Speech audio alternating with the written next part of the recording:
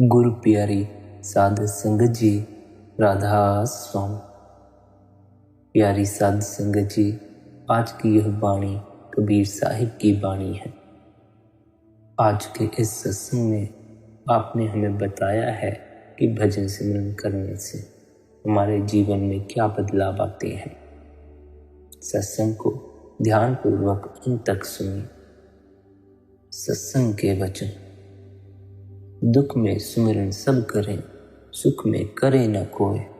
जो सुख में सुमिरन करे तो दुख काहे हो।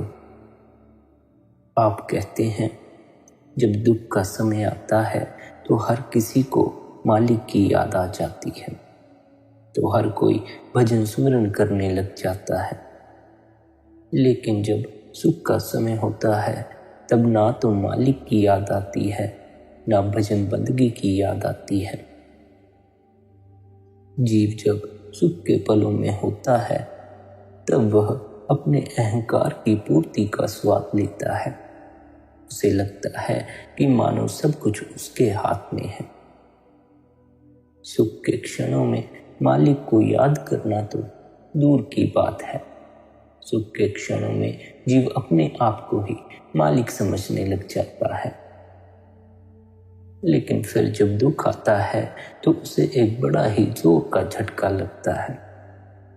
तब पहली बार उसे ख्याल आता है कि बात उसके हाथ से निकल गई। फिर उसे मालिक की याद आती है, फिर उसे भजन बंदगी की याद आती है। आप कहते हैं कि लेकिन यह दुख आता क्यों है, जिसका जवाब फिर आप ही देते हुए कहते हैं क्योंकि सुख के क्षणों में मालिक को याद नहीं किया। यदि प्रेम प्यार के साथ हर वक्त भजन सुमिरन करो तो दुख आता ही नहीं। दुख तभी आता है जब हम पाप करते हैं, जब हम मालिक से दूर होते हैं। भजन सुमिरन के बगैर आत्मा को शांति नहीं आती। भजन सुमिरन के बगैर हमारे ख्याल की ताकत मजबूत नहीं होती। भजन सुमिरन करने से रिद्धियां सिद्धियां शक्तियां आ जाती हैं।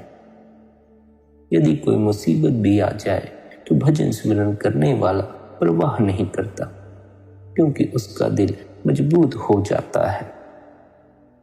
चिंता दूर करने का, दुख तकलीफों से परे होने का अगर कोई जरिया है तो केवल भजन सुमिरन ही है। मालिक के नाम का भजन सुमिरन कर, सारी चिंता दूर हो जाएगी। आप कहते हैं 1 मिनट भी मालिक के भजन सुमिरन के बिना नहीं रहना चाहिए। फिर आपको जीवन में कोई चिंता नहीं होगी, कोई गम नहीं होगा, कोई दुख नहीं होगा। लेकिन यदि दुख के समय ही मालिक को याद किया, दुख के समय ही भजन सुमिरन करने लगे तो फिर कोई फायदा नहीं। बात तो तब बनेगी जब सुख के समय भी भजन बंदगी ना छूटे। पर यदि दुख के समय ही मालिक को याद किया, कोई बीमारी लग जाने पर मालिक को याद किया, कोई मुकदमा, कोई आफत आने पर ही भजन सुमिरन करने लगे, तो फिर वह सच्ची बंदगी नहीं, वह मालिक की सच्ची याद नहीं। वह याद तो केवल अपनी बीमारी, अपनी पीड़ा को दूर करने के लिए आई है। जो जीव केवल अपनी इच्छाओं की पूर्ति के लिए भजन सुमिरन करता है, वह मालिक की दुर्दरगाह में प्रवेश नहीं पा सकता। इसलिए आप कहते हैं कि दुख के समय तो मालिक की याद आना स्वाभाविक ही है। दुख के समय हम भजन सुमिरन करें, ऐसा होना स्वाभाविक है। किंतु सुख के समय भी हमें अपनी भजन बंदगी नहीं छोड़नी है। सुख के समय भी हमें उस सच्चे मालिक, उस सच्चे परमात्मा को याद रखना है। ऐसा ना हो कि बीच में हमारा अहंकार खड़ा हो जाए और हमें वह मालिक नजर ना आए। आगे आप कहते हैं सुमिरन से मन लाइए जैसे नाद कुरंग। कह कबीर बिसरे नहीं, प्राण तजे तह संग। शिकारी जंगल में जाकर एक किस्म का बाजा बजाते हैं। जंगल के हिरण उस बाजे पर मस्त हो जाते हैं। और शिकारी उनको पकड़ लेते हैं। कहते हैं जिस तरह वह हिरन जानता है कि मुझे पकड़ लेंगे, मगर वह बेबस होकर बाजे पर मुंह रख देता है, इसी तरह अगर सुमिरन की लज्जत आ जाए तो मन अपने आप अंदर चला जाता है, और जब मन अंदर चला गया तो आत्मा अपने आप ऊंचे रूहानी मंडलों पर चली जाएगी। भजन सुमिरन के अलावा और कोई रास्ता नहीं है जिसके जरिए आत्मा भीतर उतर सकती है। भजन सिमरन के अलावा और कोई रास्ता नहीं जिसके जरिए मन अंदर जाए। मन केवल और केवल भजन सिमरन के जरिए ही भीतर की तरफ उतरता है। आप कहते हैं मन को भीतर उतारने के लिए वो कई तरह के तरीके करते रहो, कोई फायदा नहीं होगा। माला फेरते फेरते सारी उम्र बीत गई, परंतु कुछ भी नहीं बनता। न आत्मा अंदर गई, न पर्दा खुला और न ही शांति आई। यह काट का मन का फेरने की बजाय मन का फेरो, रूह अंदर चली जाएगी। केवल माला ही नहीं और भी अन्य साधन, भजन बंदगी के अलावा यदि कोई भी अन्य साधन हम रूह को अंदर ले जाने के लिए करते हैं तो उससे कोई फायदा नहीं होगा। चीन के देश के लोगों ने एक यंत्र तैयार किया है, उसे एक चक्कर दो वह 1000 चक्कर खाता है। वे एक मंत्र लिखकर उसमें डाल देते हैं। जो मंदिर गया 2 चक्कर दिए 2000 जाप हो गए, वह 2000 नाम जप कर चला गया। लेकिन ऐसा करने से भी जीवन में सुख और शांति नहीं आती। दुख वैसा का वैसा ही बना रहता है। बाहरी किसी साधन से भी दुख दूर नहीं होता। केवल और केवल भजन सुमिरन करने से ही हमारे भीतर शांति आती है। भजन सुमिरन करने से ही हमें सुख की प्राप्ति होती है। नाम का सुमिरन करने से हाथ पैर सो जाते हैं, यहाँ तक कि सारे शरीर की चेतन सत्ता सिमटकर आंखों के पीछे आ जाती है। जब अंदर पर्दा खुलेगा तो रूह मस्त होकर टिक जाएगी। पहले सूरज चंद्रमा नजर आएंगे, फिर धुन आएगी। वह तो कुदरती अजब आजाब है, जपने की भी जरूरत नहीं।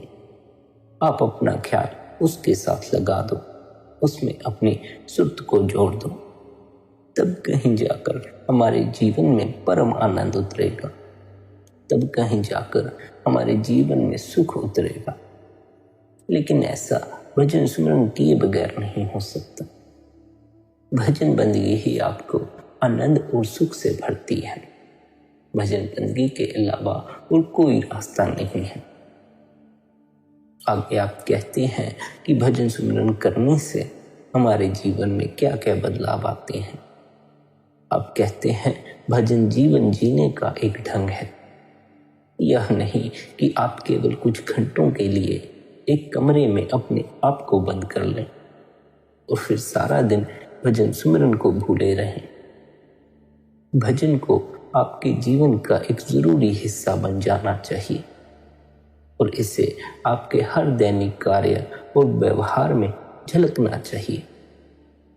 यही अपने आप में भजन का प्रभाव है। संत मत की शिक्षा के अनुसार रहना, संतों के वातावरण में रहना अपने आप में भजन ही है। आपको चाहिए कि अपने प्रतिदिन के भजन का वातावरण बनाने के लिए अपने जीवन के हर क्षण का उपयोग करें।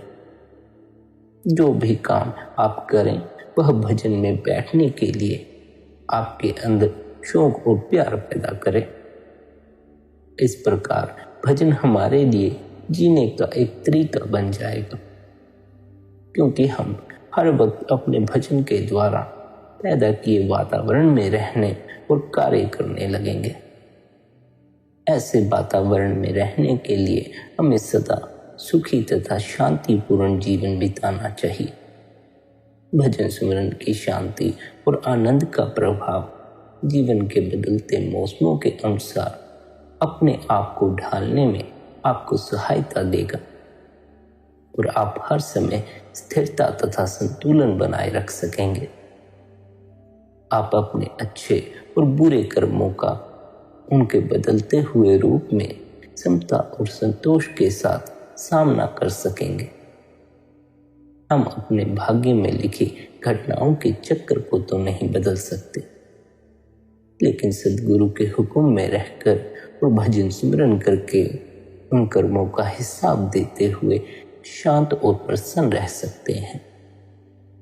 जीवन में जो कुछ भी आए उसे हम सद्गुरु की दया मेहर, सद्गुरु की मौज और बख्शीश समझकर स्वीकार कर सकेंगे।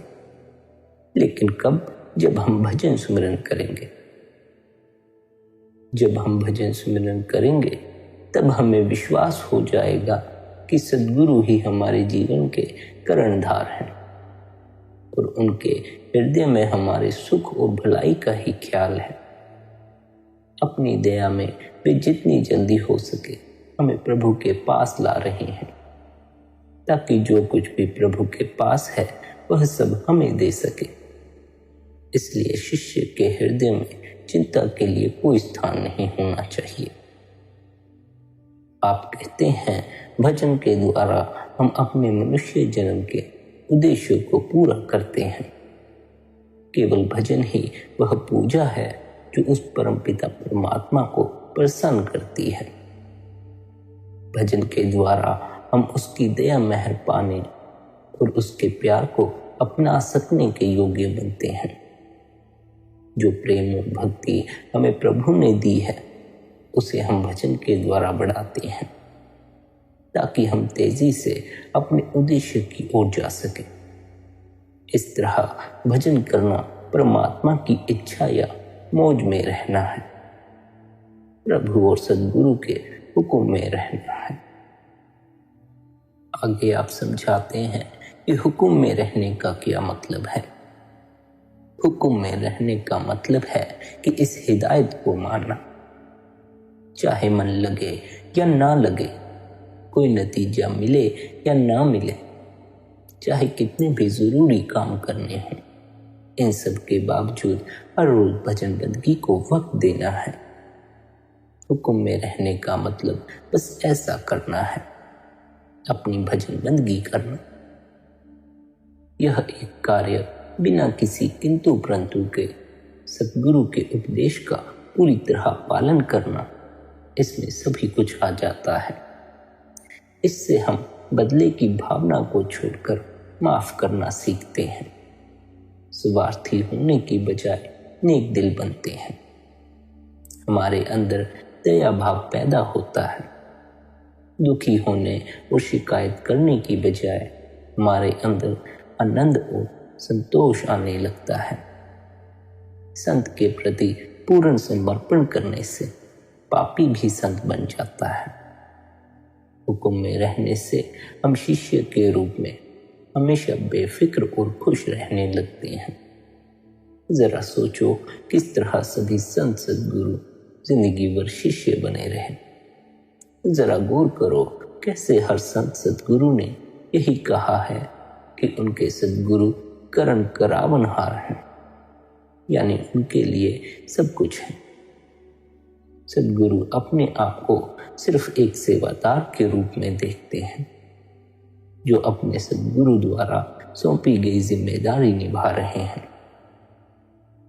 आप कहते हैं समर्पण करना, सद्गुरु या मालिक के हुक्म में रहना इस दुनिया का सबसे मुश्किल काम है, खासकर जब इसकी कोशिश की जा रही होती है।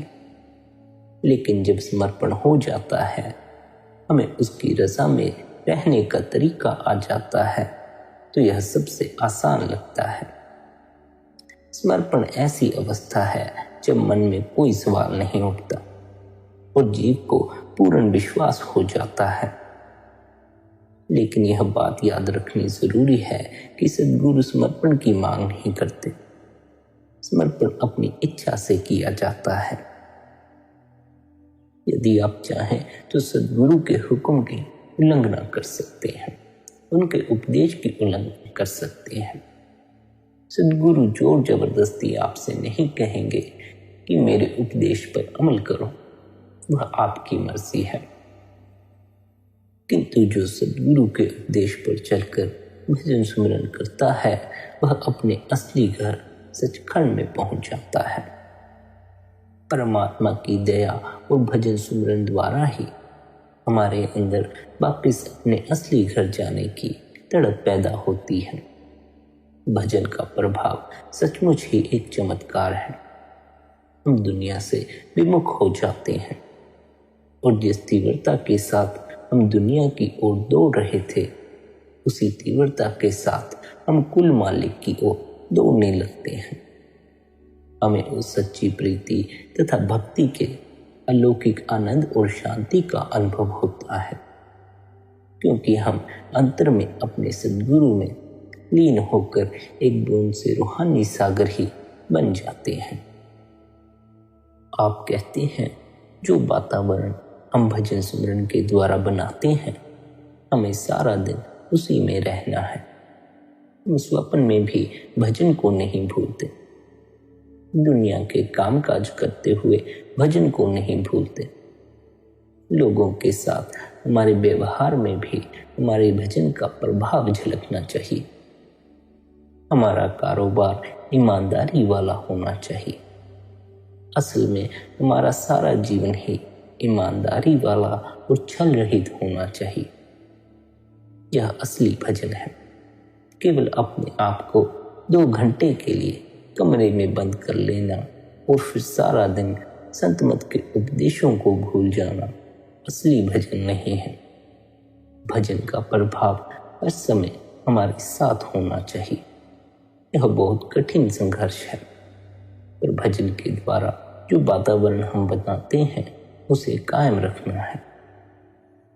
अगर आप 2-3 घंटे भजन करें और फिर उसको बिल्कुल भुलाकर लोगों को धोखा देना शुरू कर दें, लोगों का दिल दुखाएं, उनको गालियां दें और उनसे चालाकी करने की कोशिश करें, धोखा देकर उनसे पैसे वसूल करें, तो ऐसे भजन का क्या लाभ है। भजन का असर आपके हर काम में झलकना चाहिए। यह भी भजन का ही एक भाग है, क्योंकि इस प्रकार आप अगले दिन के भजन के लिए एक अच्छा वातावरण बना रहे हैं। इस प्रकार भजन सुमिरन जीवन जीने का एक ढंग है। बेशक हमें भजन को पूरा समय देना चाहिए, पर साथ ही भजन को हमारी रहने का अंग भी बन जाना चाहिए। आगे आप कहते हैं कि जो लोग कहते हैं बाल बच्चों की जिम्मेदारियों और घर गृहस्थी की जिम्मेदारियों के चलते इतने व्यस्त रहते हैं कि भजन बंदगी को समय नहीं निकाल पाते, वे क्या करें। आप कहते हैं ये सब कर्मों के बंधन हैं, कर्मों के फलस्वरूप आई हुई जिम्मेदारियां हैं। हमें इन सब जिम्मेदारियों को निभाना है, पर हमारी असली जिम्मेदारी तो परमात्मा के प्रति है। हालांकि उसी ने हमें ये सारी संसारिक जिम्मेदारियां दी हैं। हमें उस परमपिता तक पहुंचना है, उसे प्राप्त करना है। हमें परमात्मा के प्रति अपने कर्तव्य को भुलाकर इन संसारिक कर्तव्यों को निभाने में नहीं उलझना है। उस प्रभु के प्रति हमारा कर्तव्य सबसे ऊंचा है, लेकिन संत हमें अपने संसारिक कर्तव्यों से भागने की सलाह नहीं देते। अगर आप अपने मूल रूहानी लक्ष्य को याद रखेंगे तो इन दुनियावी जिम्मेदारियों को भी अच्छे तरीके से निभा सकेंगे।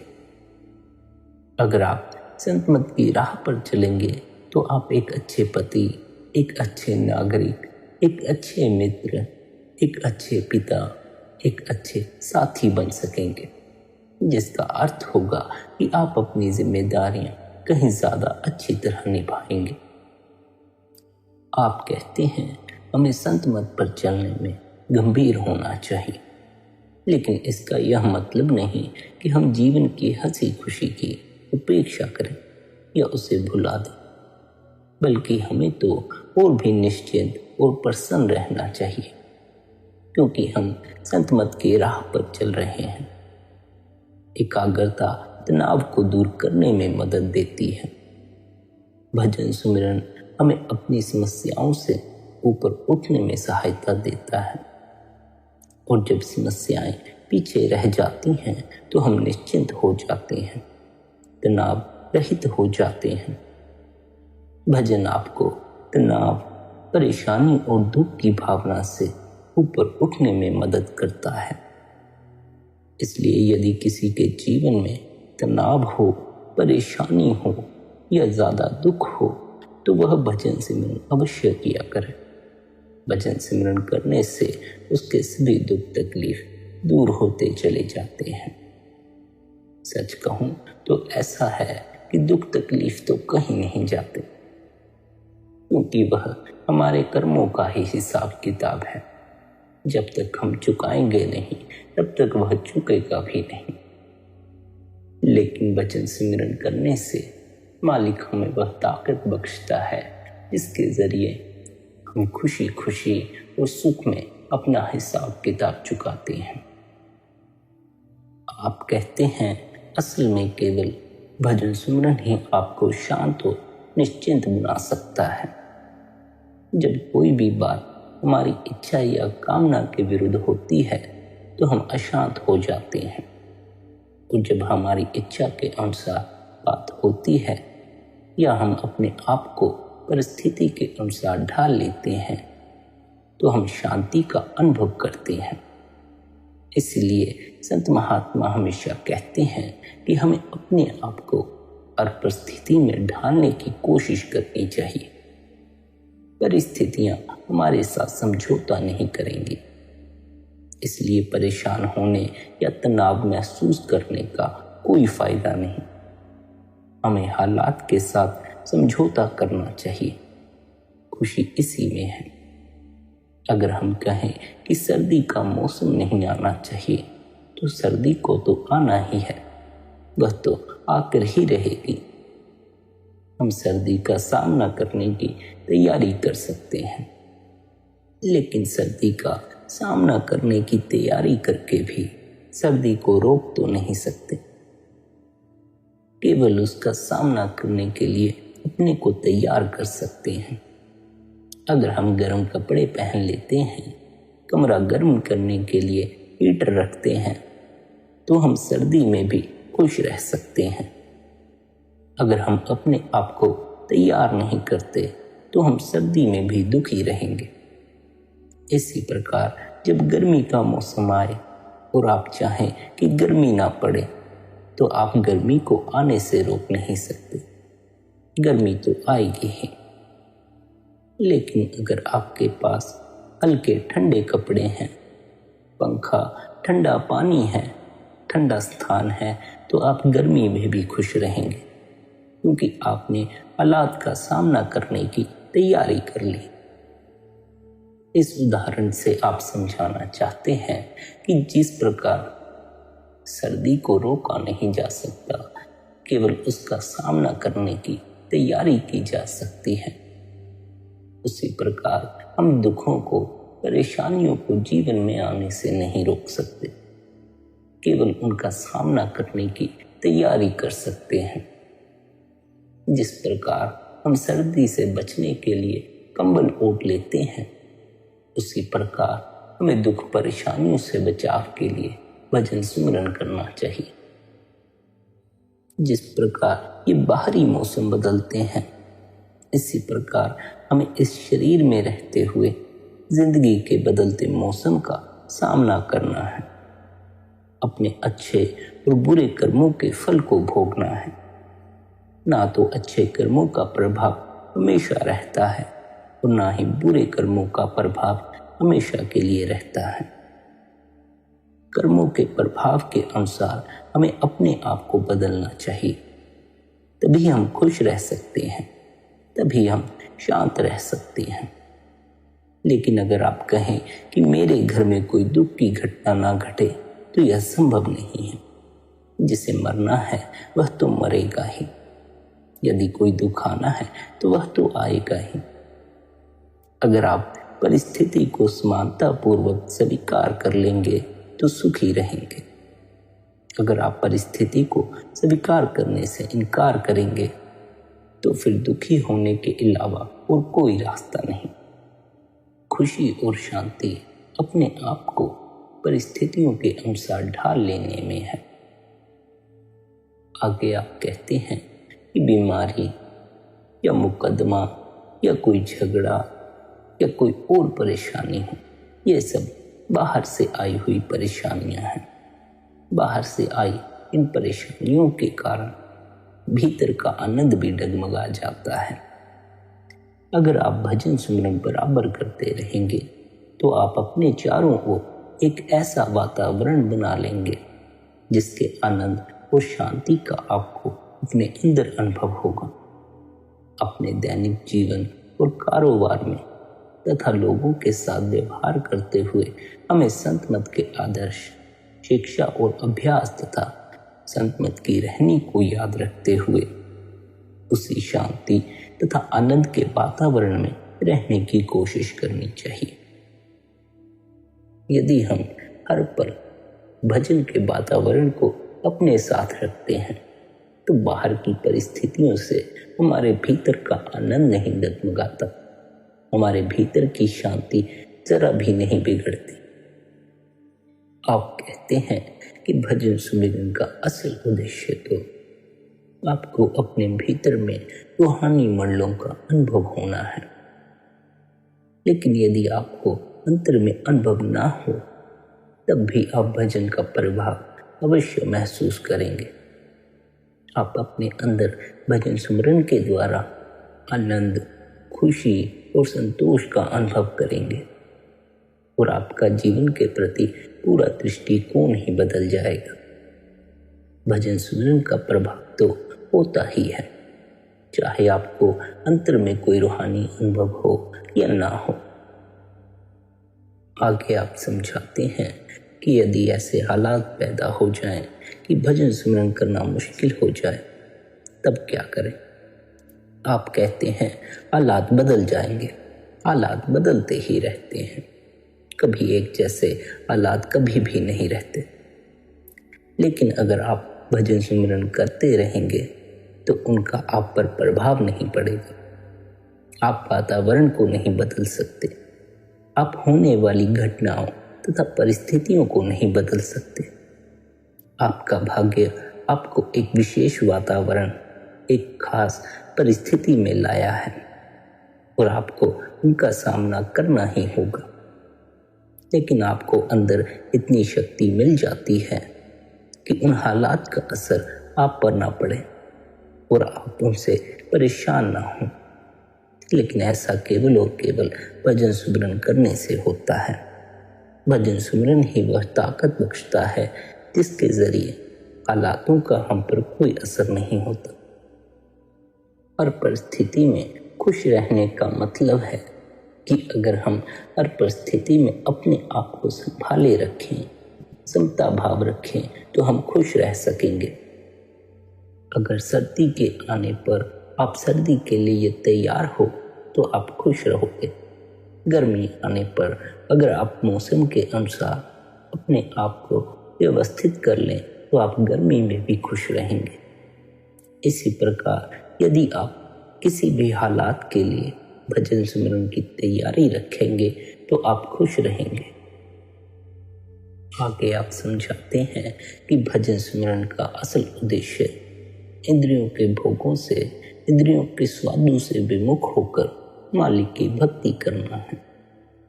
अगर आप संसारिक सुखों में उलझे रहें, इंद्रियों के स्वादों के पीछे भागते रहें और साथ ही परमात्मा को भी पाना चाहें तो ये दोनों बातें संभव नहीं। आप इंद्रियों के भोगों में फंसे रहें और परमात्मा से भी मिल लें, ऐसा कभी नहीं हो सकता। आपको इंद्रियों के सुखों से ऊपर उठना होगा, तभी आप परम पिता से मिलाप कर सकते हैं। और इंद्रियों के भोगों से ऊपर उठने का केवल एक ही तरीका है, मन को भीतर की तरफ मोड़ना। और मन भजन सुमरन के अलावा भीतर की तरफ नहीं मुड़ता, बाहर ही बाहर संसार की तरफ भागता है।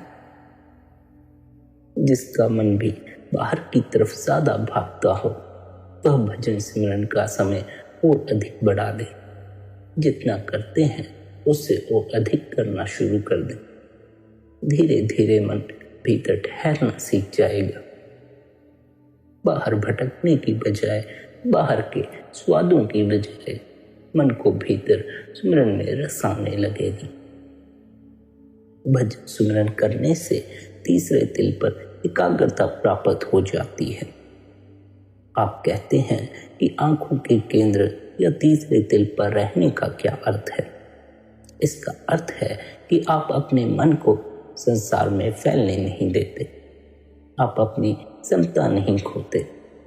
आपका मन बिल्कुल शांत रहता है। आप हमेशा संतोष और प्रसन्नता का अनुभव करते हैं और चारों ओर प्रसन्नता ही फैलाते हैं। मन को स्थिर करने का यही प्रभाव है कि आप हमेशा खुश रहते हैं। कोई बात आपको परेशान नहीं करती। आज जहां जगत में हर कोई परेशान घूमता है, वहीं भजन सुमिरन करने वाला जीव हर परेशानी से ऊपर उठकर जीता है। हर परेशानी से खुशी खुशी और शांति से गुजर जाता है। इससे बड़ा बदलाव जीवन में और क्या हो सकता है? यह बदलाव केवल और केवल भजन सुमिरन करने से आता है। प्यारी साध संगत जी, आप सभी भजन बंदगी अवश्य की करें। यदि आप नियम पूर्वक भजन सुमिरन करेंगे तो मालिक आपके जीवन को सुख और शांति से अवश्य भर देगा। यदि आपकी भजन सुमिरन से जुड़ी कुछ समस्याओं का समाधान आज के इस सत्संग से हुआ हो तो सत्संग को शेयर अवश्य करें, ताकि अन्य यदि किसी की भजन सुमिरन से जुड़ी कोई समस्या है तो उनका भी समाधान हो सके। राधा स्वामी जी।